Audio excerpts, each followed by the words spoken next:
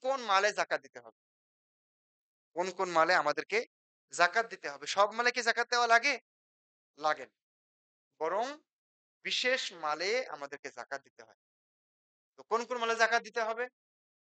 স্বর্ণ, রূপা, সোনা, রূপা। ১।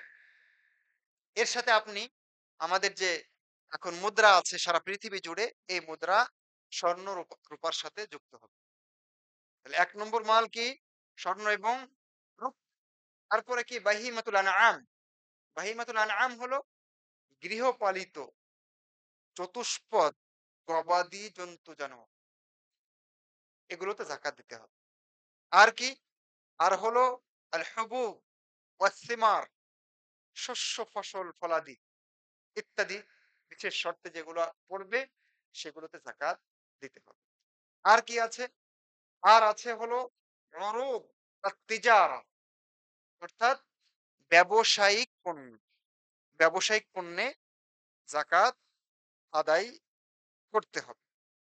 এই হলো মোটামুটি আমাদের যে সমস্ত মালে যাকাত দিতে হয়।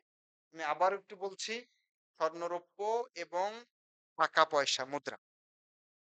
এরপরে বাহিমাতুল আনআম, চতুষ্পদ গৃহপালিত জীবজন্তু জানোয়ার।